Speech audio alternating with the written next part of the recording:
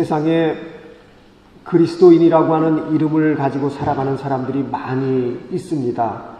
그렇지만 그 모든 사람들이 모두가 다 똑같은 고백과 체험을 가지고 믿는 것은 아니지요.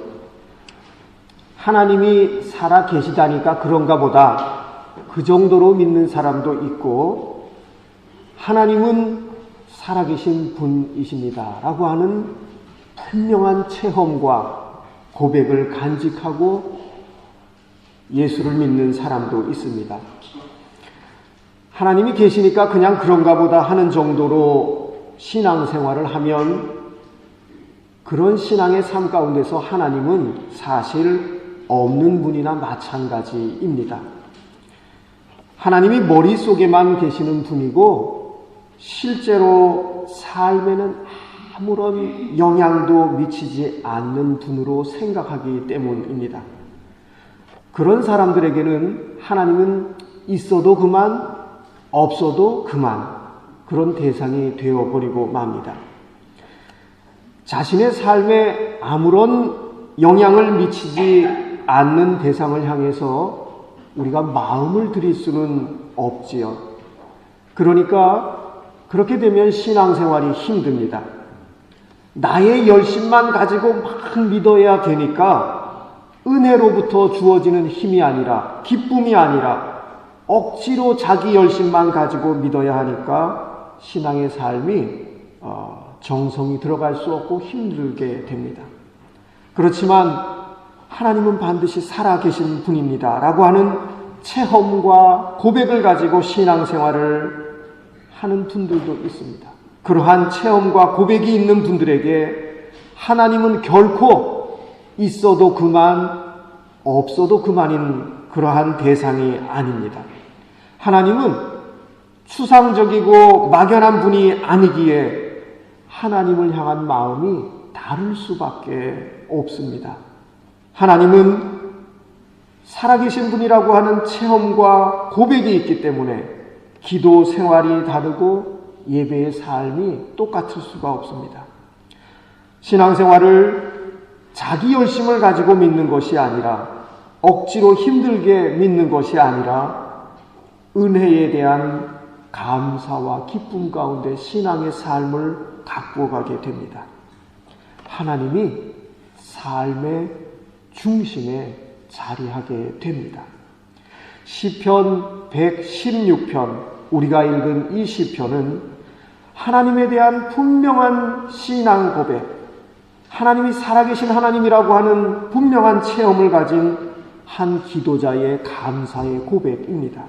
이 기도자는 너무나 힘든 그러한 공경 가운데 있었습니다. 시편을 읽어보면 이 기도자가 어떤 공경에 있었는지는 구체적으로 나와 있지 않습니다. 그것이 전쟁을 통해서 오는 위협이었는지, 아니면 육신의 질병 때문에 오는 고통이었는지, 극심한 가난이나 궁핍함에서 오는 어려움이었는지 구체적으로 언급되어 있지는 않습니다. 그렇지만 그 어려움이 얼마나 컸던지 3절에서 죽음의 올가미가 나를 얽어맸다 이렇게 말하고 있습니다. 죽음이라고 하는 그 밧줄에 내 몸이 꽁꽁 묶여 있어서 내 스스로 힘으로는, 자신의 능력으로는 아무것도 할 수 없는 처지에 놓여 있었다고 하는 것입니다. 그런데 기도자는 그러한 공경과 두려움 가운데서 자신에게 찾아오셔서 그를 선하게 대해주시고, 그가 아무것도 스스로는 할 수 없는 상황에서 그를 이끌어내신 하나님의 은혜로운 손길을 체험합니다. 본문 5절에서 이렇게 고백합니다. 주님은 은혜로우시고 의로우시며 우리 하나님은 긍휼이 많으신 분이십니다. 이것은 이 기도자의 삶의 체험에서 나온 고백인 것입니다. 여러분, 우리에게 허락된 구원은 우리가 무엇을 해서 주어진 것이 아니라 전적으로 하나님의 은혜에 속한 일입니다. 여러분, 우리가 만일 내가 뭐 한 만큼만 하나님께서 우리에게 은혜를 베풀어 주신다고 한다면 과연 하나님의 자녀가 될 수 있었을까요? 우리가 우리 자신의 힘과 능력으로 행한 건 그만큼만 사랑을 받는다면 그 사랑의 크기라고 하는 것이 과연 얼마나 될까요? 나는 이만큼 행했으니까 난 이만큼 사랑받을 자격이 있어. 그렇게 말할 수 있을지는 모르겠습니다. 그렇지만 거기에는 하나님은 은혜로우신 분이십니다 라고 하는 고백은 자리 잡을 여지가 없을 것입니다. 내가 한 만큼만 받는다면 우리는 그 누구도 구원받을 수 있는 존재가 아니라고 하는 것을 우리는 로마서에서 확인합니다. 하나님이 우리에게 허락하신 구원은 우리들이 뭘 해서 우리 행위에 따라서 주어진 것이 아니죠. 구원받을 이유와 조건과 원인을 하나님 앞에 제공할 그러한 능력이 우리 인간에게는 없다고 하는 것입니다. 시편 116편의 기도자가 하나님에 대하여 감격하는 이유는 바로 여기에 있습니다. 스스로는 아무것도 할 수 없는 상황, 죽음이라고 하는 밧줄에 꽁꽁 묶여 있어서 아무것도 스스로 힘으로 그 상황에서 헤어나올 수 없는 처지에 놓여 있었습니다. 그런데 거기에서 벗어났습니다. 8절에 보니까 그것을 이렇게 고백합니다. 영혼을 죽음에서 건져주시고 눈에서 눈물을 거두어 주시고 발이 비틀리지 않게 되었다고 합니다. 사람은 어떤 일을 자기 자신의 힘과 노력으로 했다고 그렇게 믿게 되면 그 마음속에서 찬양과 감사의 고백이 나올 수 없습니다. 대신에 영웅담을 만들지요. 이봐 들어봐, 내가 말이야. 그렇게 자신에게 초점을 맞추게 됩니다. 그런데 시편의 기도자는 자신의 극심한 공경에서 벗어나게 된 것을 내가 말이야로는 도저히 설명해낼 길이 없습니다. 왜냐하면 죽음이라고 하는 밧줄이 꽁꽁 묶고 있어서 그 극심한 어려움에서 스스로는 헤쳐나올 능력이 전혀 없었기 때문입니다. 그런데 지금 돌아보니까 내가 어떻게 그 어려움 속에서 지금의 자리에 올 수 있었지? 시편 기도자가 내가 말이야로는 도저히 설명할 수 없고 오직 하나님의 은혜로 내가 이 자리에 왔구나라고 하는 것을 고백하면서 자신이 아니라 하나님께 초점을 맞추고 있습니다. 그리고 하나님은 은혜로우신 분이십니다. 하나님은 의로우신 분이십니다. 하나님은 긍휼이 많으신 분이십니다 라고 고백하고 있습니다. 사랑하는 교우 여러분, 하나님과 우리들의 관계, 하나님의 자녀로서 부름받은 이것은 우리의 능력 때문에 된 것이 아니고 우리의 열심 때문에 된 것이 아니고 우리의 인격적인 됨됨이 때문에 된 것도 아닙니다. 우리에게는 하나님께 구원이라고 하는 결과를 받아낼 수 있는 그러한 힘과 능력이 전혀 없다고 하는 것입니다. 우리가 우리 자신을 수양하고 가다듬어서 인격적으로 완성되어서 하나님의 택함을 받을 그러한 자격을 우리가 갖추지 못했다고 하는 것입니다. 자기 구원을 자기가 책임져야 한다면 우리 사람이 보기에는 아무리 선한 사람이라고 할지라도 성인이라고 불린다고 할지라도 스스로의 힘으로 하나님의 자녀가 될 수 있는 사람은 아무도 없습니다. 그러므로 우리가 신앙의 삶을 살아간다고 하는 것은 내 자신의 행위에 정체성을 두지 않으려고 하는 싸움이 있어야 하는 것입니다. 나의 열심이 공로가 되어서 은혜에서 떠나가지 않도록 하는 그러한 싸움이 우리의 신앙의 삶 가운데 있어야 하겠습니다. 열심이 소중하고 그리고 하나님께서 귀하게 보시지만 그 열심 때문에 하나님이 나를 사랑하시는 것이 아닙니다. 내가 하나님께 열심을 보여드렸기 때문에 하나님이 나를 사랑하시는 것이 아니라 하나님 그분의 은혜로우신 성품과 사랑 때문에 우리 모두가 그분의 사랑의 대상이 되었습니다.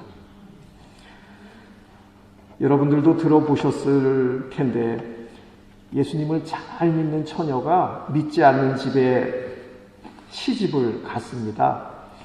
시댁에 어머니가 믿지 않는 분이어서 이 며느리가 기도하면서 시어머니를 전도했습니다. 그 시어머니가 교회에 나가게 되었지요. 그리고 얼마 후에 세례를 이제 받게 되었습니다. 세례 받기 전에 세례 교육이 있지요. 그리고 문답을 하게 되지요.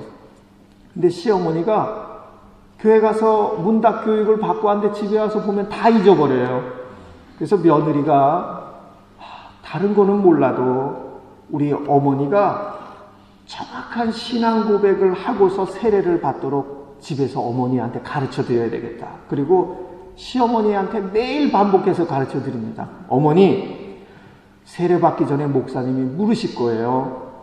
예수님이 누구 때문에 돌아가셨습니까? 물으시면 나 때문이라고 대답하세요. 이 며느리가 몇 번이고 집에서 이제 시어머니에게 가르쳐 주었습니다.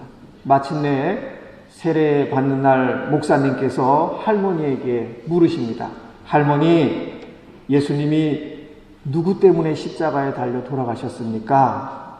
그러니까 할머니가 갑자기 눈빛이 밝아지면서 내가 이것만은 자신 있다. 예수님은요, 우리 며느리 죄 때문에 돌아가셨습니다. 그렇게 대답했다고 합니다. 여러분, 로마서 3장 23절에 보니까 모든 사람이 죄를 범하였기 때문에 사람은 하나님의 영광에 못 미치는 처지에 놓여 있게 되었다고 했습니다. 그런데 하나님께서 구원의 문을 우리들에게 열어주셨습니다. 우리가 예외 없이 모두가 죄로 죽을 수밖에 없는 인생인데 어떻게 하나님의 자녀로 우리를 택하서 불러주셨습니까? 나 자신에게서, 우리 자신에게서 구원의 근거를 찾을 수 없는데 하나님이 나를 사랑하실 만한 아무런 것을 우리 안에서 찾을 수 없는데 어떻게 우리가 그분의 사랑을 받고 구원을 얻었습니까? 우리 안에서는 설명해낼 길이 없습니다. 하나님이 무엇 때문에 나를 사랑하셨지? 하나님이 무엇 때문에 나를 택하셨지? 나에게 어떤 힘이 있어서? 내가 인격적으로 잘 도야가 되어 있어서 갖추어져 있어서? 아니라고 하는 것입니다. 우리 자신 안에서는 이것을 설명해낼 길이 없습니다. 무엇 때문에 하나님이 나를 사랑하시고 택하셨냐? 우리 안에는 구원의 근거를 찾을 수 있는 아무것도 없기에 하나님께서 우리가 아닌 하나님 자신이 구원의 근거를 제공해 주셨습니다. 그것이 무엇입니까? 십자가이죠. 예수 그리스도의 십자가를 통해서 하나님은 우리를 구원해 주셨습니다. 그래서 바울 사도는 그리스도는 하나님의 능력입니다. 그리스도는 하나님의 지혜입니다. 그렇게 전하고 있습니다. 하나님의 능력이요 지혜인 예수 그리스도로 인해서 우리는 모두가 하나님의 자녀가 되었습니다. 우리는 십자가에 달리신 그리스도 안에서 하나님이 은혜로우신 분이라고 하는 것을 우리는 체험하게 됩니다. 하나님께서 얼마나 긍휼이 많으신 분이라고 하는 것을 우리는 체험하게 됩니다. 시편 103편에 보니까 우리는 한갓 티끌과 같고 한 번 지나가면 곧 시들어버리는 풀과 같은 인생인데 하나님께서 우리를 부르시고 택하시고 하나님의 존귀한 자녀로 우리를 택하여 그렇게 대하여 주신다고 하는 것입니다. 그러한 하나님의 은혜로우심을 체험한 시편의 기도자는 마침내 오늘 본문 9절에서 감사의 결단이 담긴 고백을 올려드립니다. 내가 살아있는 동안 주님 보시는 앞에서 살렵니다. 여러분, 너무나 가슴 떨리는 감동적인 고백이 아닙니까? 주님, 제 인생 허락되어진 삶을 살아가는 동안에 주님 앞에서 살아가겠습니다 라고 하는 고백입니다. 그러면 주님 보시는 앞에서 살아가는 삶은 어떤 삶입니까? 첫 번째는 찬송의 사람으로 살아가는 것입니다.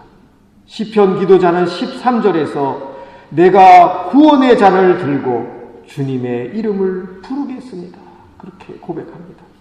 주님의 이름을 부르겠다고 하는 것은 찬송의 사람으로 살아가는 것이지요. 찬송가 펴놓고 늘 찬송 부른다고 하는 그런 의미가 아니라 자신의 이름이 아닌 하나님의 이름을 높이고 그분의 이름을 존귀히 여기면서 살아가겠다고 하는 것입니다. 예수 그리스도 안에서 은혜로 살게 된 우리 모두도 찬송의 사람으로 살아가게 되기를 축원합니다.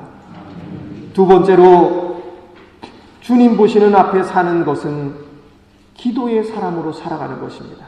시편 기도자는 오늘 116편 2절에서 나에게 귀를 기울여 주시니 내가 평생토록 기도하겠습니다, 그렇게 고백합니다. 사랑하는 교우 여러분, 우리 모두가 하나님의 나라와 의를 위해서, 예수 그리스도의 복음을 위해서, 주님의 교회를 위해서 기도하기를 쉬지 말아야 하겠습니다. 우리 뒤셀도르프 한인교회가 기도의 등불이 꺼져가는 교회가 아니라 기도의 등불이 타오르는 교회가 되기를 간절히 바랍니다. 세 번째로 주님 보시는 앞에서 사는 것은 감사의 사람으로 살아가는 것입니다. 오늘 이 시편 기도자는 12절에서 주님께서 나에게 베푸신 모든 은혜를 내가 무엇으로 다 갚을 수 있겠습니까? 라고 묻습니다. 여러분, 이것은 은혜를 입은 감사의 사람만이 가질 수 있는 고백이고 은혜를 입은 감사의 사람만이 가질 수 있는 고민이 아니겠습니까? 우리가 신앙생활하면서 다른 고민이 아니라 이런 고민이 있다면 얼마나 행복하겠습니까? 내게 베푸신 은혜를 내가 무엇으로 보답할 수 있을까? 이런 고민을 가지고 우리가 살아갈 수 있다고 한다면 우리 삶은 훨씬 풍성해지지 않을까 생각해 봅니다. 우리는 예수 그리스도 안에서 허락된 구원을 받았습니다. 그리고 예수 그리스도 안에서 하나님과 화평을 누리게 되었습니다.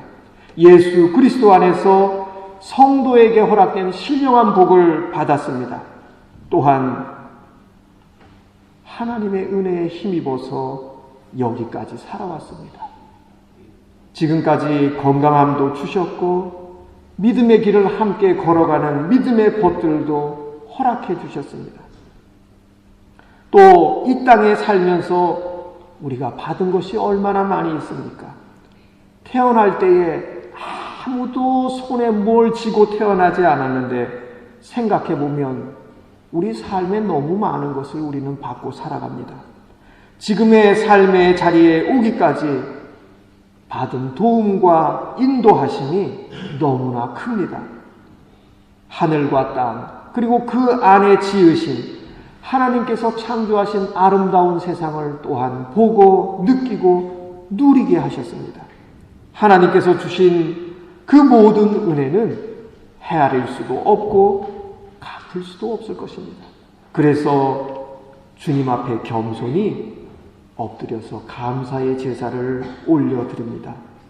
사랑하는 교우 여러분, 우리 모두가 날마다 시편 기도자의 이 고백처럼 우리에게 허락된 삶을 사는 동안에 찬송의 사람으로, 기도의 사람으로, 감사의 사람으로 주님 보시는 앞에서 살아가시기를 간절히 축원드립니다.